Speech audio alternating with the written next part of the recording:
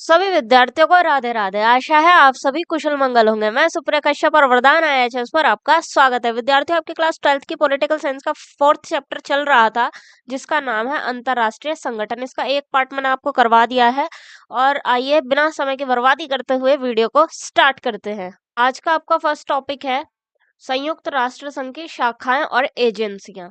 ठीक है, देखो, जैसे मान लो एक कोई ऑर्गेनाइजेशन है बहुत बड़ी इंटरनेशनल लेवल की, जो कि यूएनओ है। तो अब क्या वो मतलब एक ही शाखा, मतलब एक ही ऑर्गेनाइजेशन सारे ही चीजों को हैंडल कर लेगी? आप बताइए, ये तो कॉमन सेंस वाली बात है ना। नहीं ना। तो उसको अपने ब्रांचेस की जरूरत पड़ेगी कि भैया पैसों से रिलेटेड काम तू संभाल लियो, ह्यूमन राइट से रिलेटेड रिलेटेड काम तू संभाल लियो, ठीक है, स्वास्थ्य से रिलेटेड काम जी तू संभाल लियो, है ना। ऐसे करके शाखाओं की जरूरत पड़ेगी, और जो कि यूएनओ की शाखाएं है भी। तो आज आप उन्हीं शाखाओं के बारे में थोड़ा थोड़ा सा जानेंगे, क्योंकि आपकी बुक में भी थोड़ा थोड़ा सा दिया हुआ है। तो ज्यादा पढ़ के क्यों आप टाइम वेस्ट करो, है ना। वैसे भी आपके एग्जाम्स आने वाले, राइट। तो देखो, पहली है इसमें WHO, जिसको इंग्लिश में फुल फॉर्म है जिसकी वर्ल्ड हेल्थ ऑर्गेनाइजेशन। ओके। और हिंदी में इसकी फुल फॉर्म है विश्व स्वास्थ्य संगठन। ठीक है, इसका नाम आपने कोरोना काल में काफी सुना होगा न्यूज वगैरह में। ओके। वैसे कभी पहले सुना हो या ना सुना हो, कोरोना काल में तो जरूर जरूर सुना ही होगा। ओके, तो ये जो है यूएनओ की ही एक शाखा है, एक ब्रांच है, राइट। इसकी स्थापना 1948 में हुई थी। ठीक है, 1948 में हुई थी। और इसका मुख्यालय कहाँ पर है? जिनेवा में। और जिनेवा कहाँ पर पड़ता है? जिनेवा पड़ता है स्विट्जरलैंड में। ओके। सेकंड शाखा आपके आ जाती है UNDP, United Nations Development Programme. इसकी इंग्लिश में फुल फॉर्म है, और हिंदी में इसकी फुल फॉर्म है संयुक्त राष्ट्र संघ विकास कार्यक्रम। ओके। थर्ड शाखा आपकी आ जाती है UNHRC, ठीक है, यूनाइटेड ह्यूमन राइट कमीशन। ठीक है, ह्यूमन राइट, ये तो आपको मतलब नाम से ही समझ आ रहा होगा कि ऑब्वियस सी बात है, ह्यूमन राइट्स को लेकर ही ये कार्य करता होगा।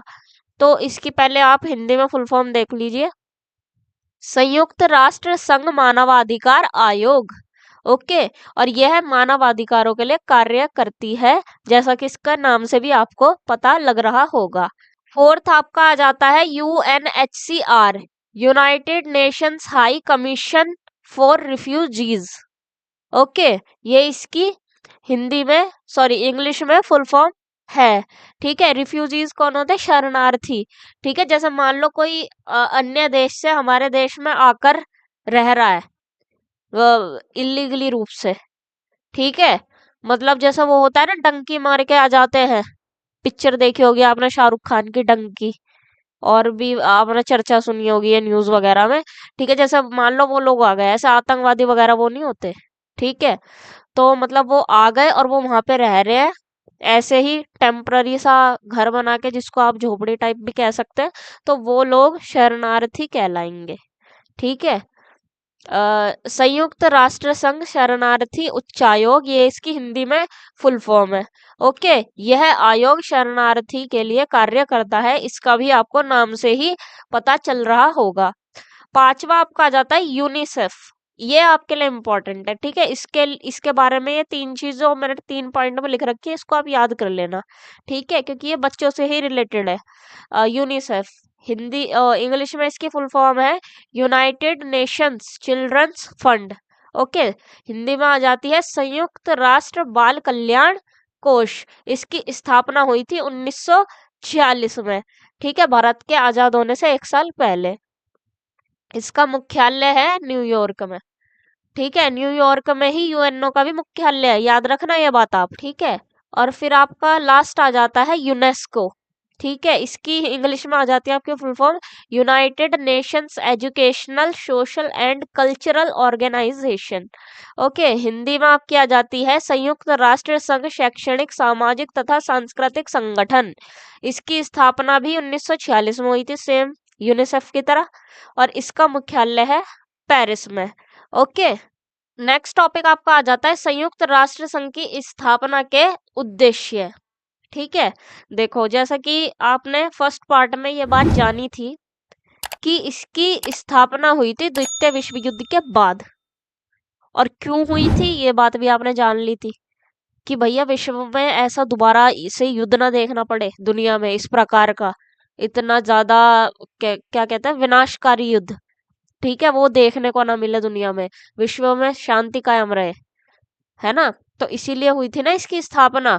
तो यही आप इसके उद्देश्य भी समझ सकते हैं इन्हीं चीजों को। देखो, फर्स्ट आपका आ जाता है अंतरराष्ट्रीय झगड़ों को समाप्त करना।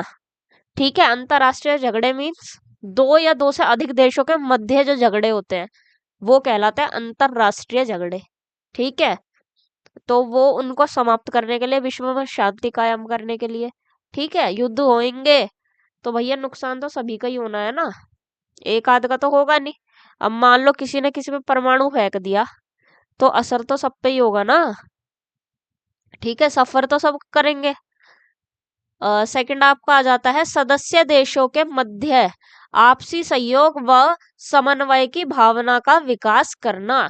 ठीक है, जो इनके 193 जो सदस्य देश हैं, 193 जो इनके सदस्य देश हैं उनके मध्य, उनके बीच में आपसी सहयोग की, ठीक है, और समन्वय की भावना का विकास करना।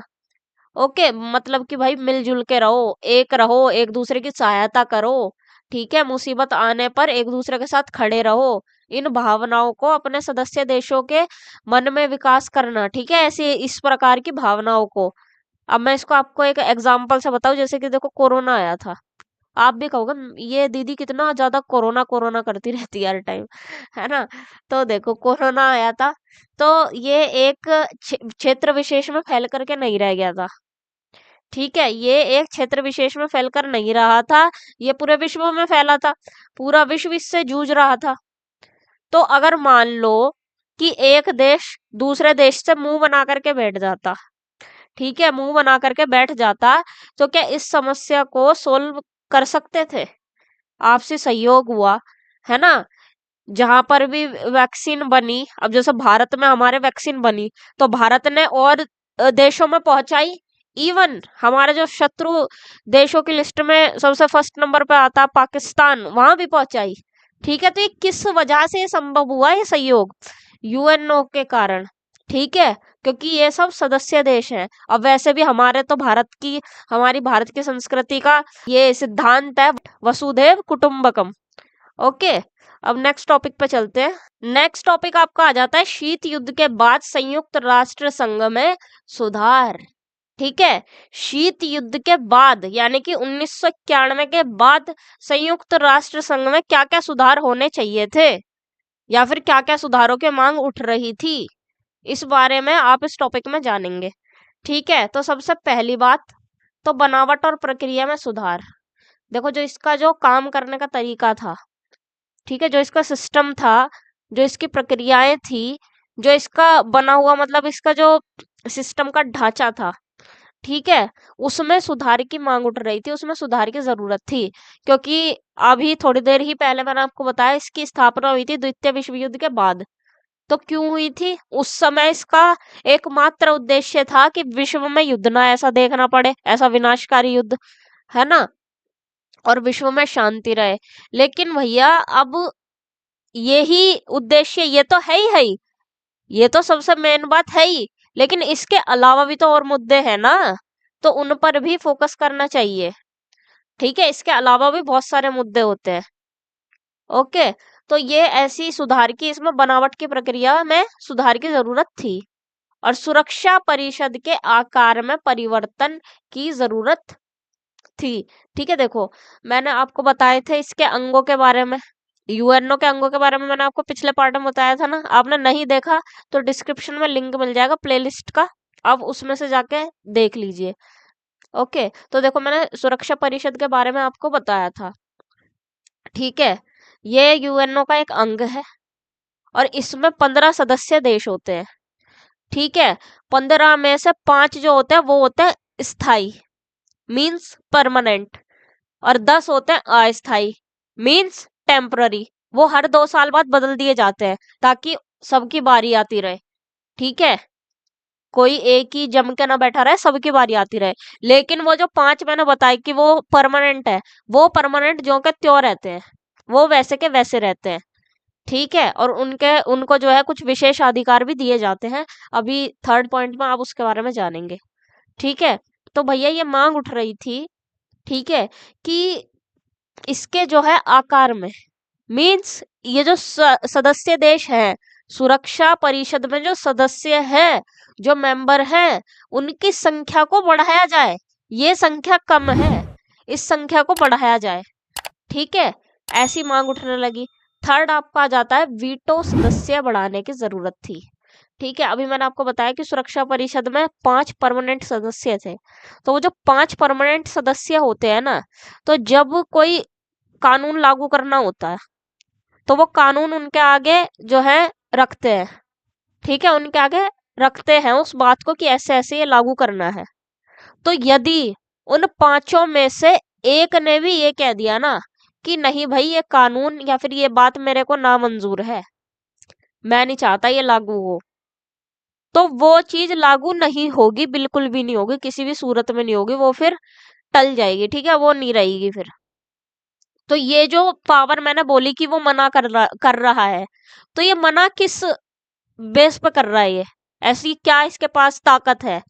ठीक है, ऐसी क्या इसके पास भौकाल है जो ये मना कर पा रहा है? ठीक है, तो वो जो पावर है जिसके तहत ये कह रहा है कि नहीं, मैं नहीं चाहता कि ये लागू हो, तो ये वीटो पावर के तहत ये मना कर पा रहा है। ठीक है, इसको कहते हैं वीटो पावर।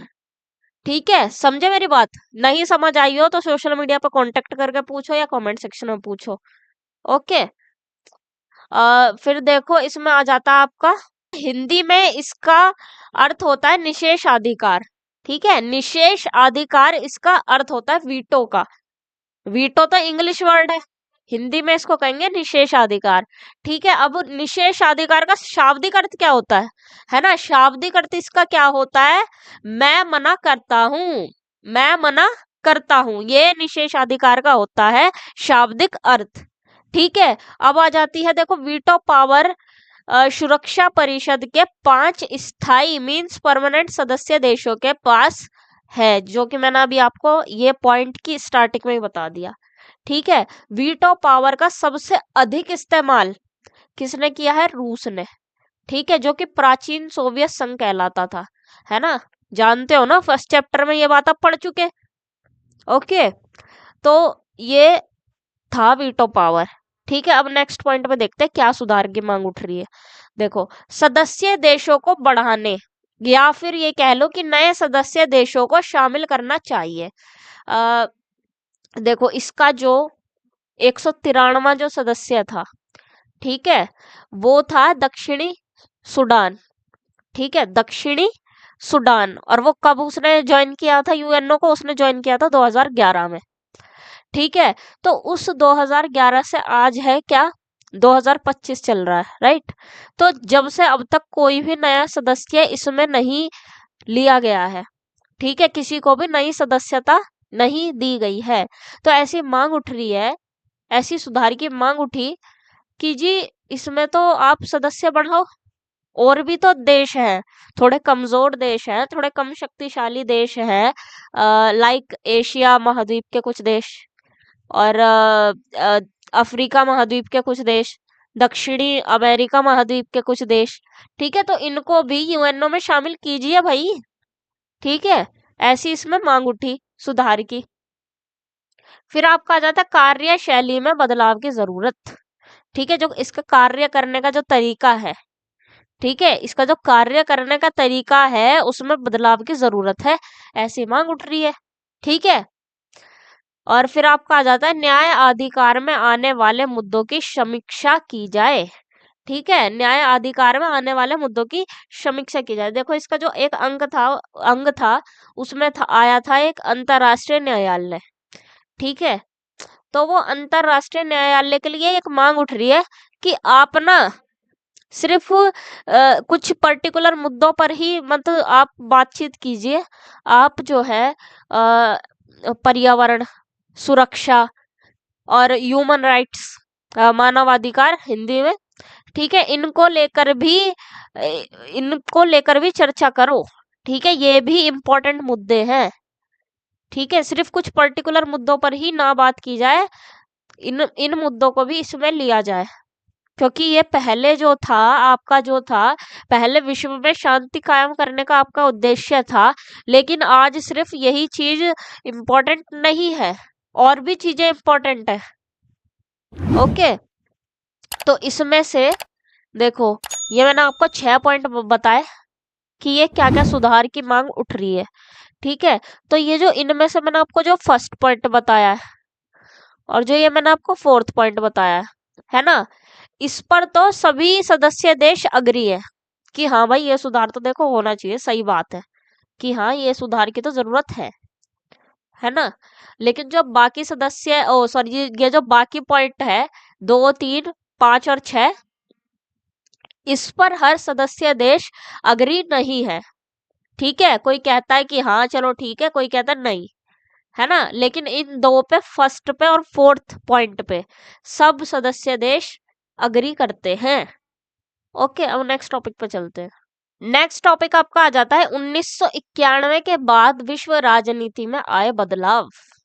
ठीक है, 1991 के बाद विश्व राजनीति में, ठीक है, वर्ल्ड पॉलिटिक्स में कौन कौन से चेंजेस आए, ठीक है, कौन कौन से परिवर्तन या फिर बदलाव आए। ठीक है, तो देखो पहला बदलाव आपका क्या आया था, 1991 में सोवियत संघ का विघटन हो गया था। ठीक है, ये बात आप देखो फर्स्ट चैप्टर में ही जान चुके हो। ठीक है, सोवियत संघ का विघटन हुआ था ना 1991 में, वो टूट गया था, वो बिखर गया था। ये एक संघ था ना, समूह था ना ये 15 देशों का, तो ये बिखर गया था। तो उससे क्या हुआ था, शीत युद्ध की हो गई थी समाप्ति। ठीक है, देखो शीत युद्ध किसके मध्य हुआ था, सोवियत संघ के और अमेरिका के। अमेरिका टस का मस रहा, ऐसा का वैसा ही रहा जैसा वो था। लेकिन सोवियत संघ का विघटन हो गया, वो टूट गया, वो बिखर गया, तो वो ऑटोमेटिकली हार गया ना, टूटने और बिखरने से वो ऑटोमेटिकली हार गया। ठीक, तो इससे क्या हुआ, जब एक पार्टी हार गई तो ऑब्वियस सी बात है शीत युद्ध समाप्त हो गया। ठीक है, फिर सेकंड आपका बदलाव आया, अमेरिका सबसे ताकतवर देश बना। ठीक है, पहले जो थे विश्व में 2 शक्ति के केंद्र थे। ठीक है, 2 महाशक्ति उभर रही थी। पहली अमेरिका, जो कि टॉप 1 पे ही था तब भी, और टॉप 2 पे आपका आ रहा था सोवियत संघ। ठीक है, ये भी एक महाशक्ति था, काफी पावरफुल था, ये बराबरी की टक्कर दे रहा था अमेरिका को। लेकिन इसका विघटन हो गया था, तो अमेरिका सबसे ज्यादा ताकतवर देश, महाशक्ति बना। ठीक है, 1991 के बाद। और फिर अपना थर्ड आपका बदलाव आया कि सोवियत संघ के विघटन के बाद इसका उत्तराधिकारी रूस बना था, तथा रूस व अमेरिका में सहयोगात्मक संबंध बने। ठीक है, देखो मैंने आपको बताया कि सोवियत संघ का विघटन हुआ, विघटन होने के बाद इसका उत्तराधिकारी बना था रूस। रूस क्यों बना था, क्योंकि उसमें जो ये समूह था ना सोवियत संघ, इस समूह में सबसे ज्यादा पावरफुल देश रूस ही था। ठीक है, तो रूस इसका उत्तराधिकारी बना था। ओके, सोवियत संघ का। तो रूस ने क्या किया ना, रूस ने सोवियत संघ की दुश्मनी को कंटिन्यू नहीं करा। उसने ऐसा नहीं करा कि भैया जिसका मैं उत्तराधिकारी बनाऊं उसकी ना दुश्मनी अमेरिका से थी, तो चलो मैं भी अमेरिका से दुश्मनी कंटिन्यू कर लेता हूं। तो नहीं, उसने ऐसा नहीं किया, उसने दुश्मनी को कंटिन्यू नहीं करा, उसने अमेरिका के साथ दोस्ती वाले संबंध, ठीक है, सहयोगात्मक संबंध बनाए, उसने उस दुश्मनी को नहीं निभाया। ठीक है, तो एक ये चेंज आया। चौथा आपका आया चीन का एक महाशक्ति बनना। ठीक है, चीन जिसका कि पहले विश्व में कोई ज्यादा बड़ा रोल नहीं था। ठीक है, द्वितीय विश्व युद्ध में भी इसका कोई ऐसा अहम रोल वोल नहीं था, लेकिन 1991 के बाद ये भी एक महाशक्ति बना। ठीक है, ये जो है विकसित विकसित देशों की श्रेणी में आता है, और ये भी आज एक बहुत बड़ी महाशक्ति है। ठीक है, काफी बड़ा इसका क्षेत्रफल है, भूभाग इसके पास बहुत सारा है। ठीक है, भले ही वो साम्राज्यवाद की नीति से हड़पा हुआ हो, पर है बहुत सारा लैंड इसके पास। ठीक है। और मेरी आपको ये सलाह रहेगी कि आप आंसर लिखो तो ऐसे ही जैसे मैंने ये पॉइंट्स बना रखे हैं ना, इन्हीं पॉइंट्स में ही लिखना। पैराग्राफ में आंसर आप बिल्कुल भी मत लिखना, मार्क्स कट जाएंगे बहुत बुरे वाले। ठीक है।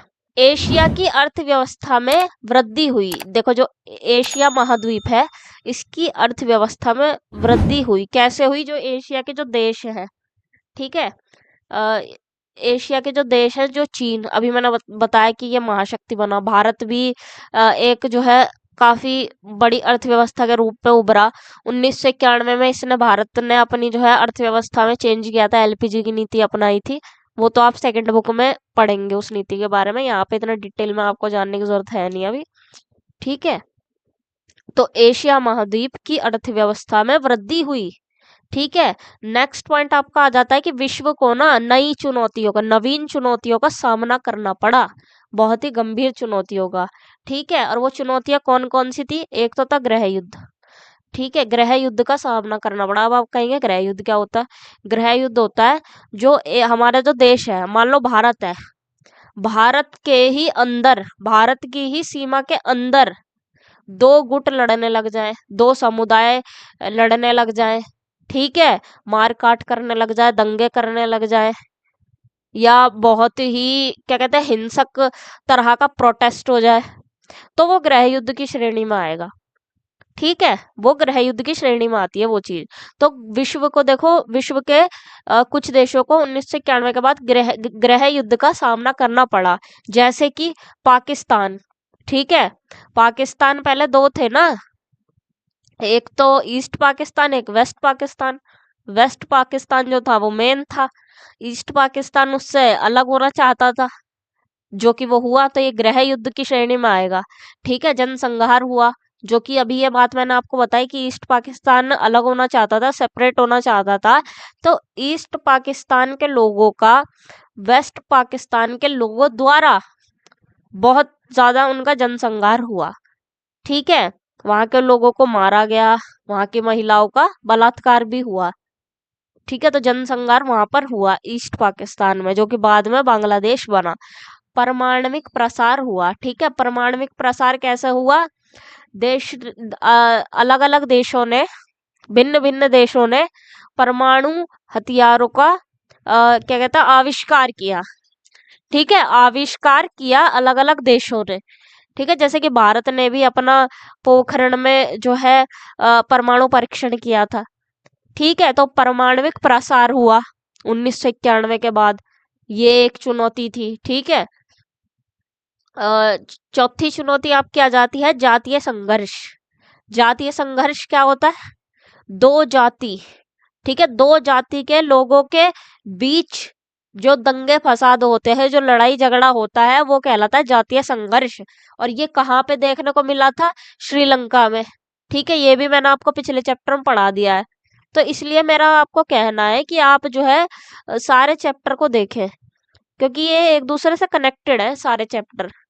ठीक है, अगर आप सोचेंगे कि मैं ये वाला चैप्टर देख लेता हूँ या देख लेती हूँ और वो वाला स्किप कर देता हूँ या कर देती हूँ, ठीक है, तो ऐसे काम नहीं चलेगा। आप एकदम सीरियल वाइज देखते चलिए, तभी आपको जो है अच्छे से नॉलेज मिल पाएगी और आप अपना अच्छे से एग्जाम लिख पाएंगे।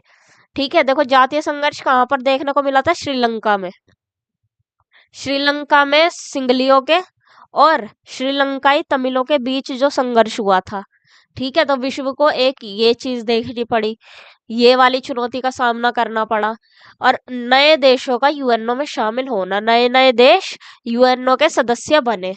ठीक है, तो ये बदलाव आए, ये 7 बदलाव आए 1991 की विश्व राजनीति, वर्ल्ड पॉलिटिक्स में। ओके, तो आज के पार्ट में तो केवल इतना ही, आगे का हम नेक्स्ट पार्ट में देखेंगे। अगर आपको कोई भी दिक्कत या समस्या हो तो आप कमेंट सेक्शन के माध्यम से या फिर सोशल मीडिया पे कांटेक्ट करके आप पूछ सकते हैं बेझिझक। अगर आपको ये वीडियो पसंद आई हो तो इसको लाइक कीजिए, कमेंट सेक्शन में अपना रिव्यू दीजिए, या फिर आप अपने डाउट्स भी क्लियर कर सकते हैं वहां पर। अपने दोस्तों के साथ इसको शेयर कीजिए और वरदान IHS को ज़रूर सब्सक्राइब करें और बेल आइकन को याद से प्रेस कर लें ताकि वीडियो का नोटिफिकेशन सबसे पहले आपको मिल सके। और आप हमें टेलीग्राम, व्हाट्सएप और इंस्टाग्राम पर भी ज्वाइन कर सकते हैं और आप अपने वहाँ पर डाउट्स भी क्लियर कर सकते हैं। नोट्स आपको जो है टेलीग्राम पर प्रोवाइड करवाए जाएंगे PDF की फॉर्म में। ओके, और ये हमारा सोशल मीडिया हैंडल है। हालांकि इसका लिंक आपको डिस्क्रिप्शन में भी मिल जाएगा। तो मिलते हैं इस चैप्टर के नेक्स्ट पार्ट में। तब तक के लिए स्वस्थ रहिए, पढ़ते रहिए। जय हिंद, जय भारत, राधे राधे।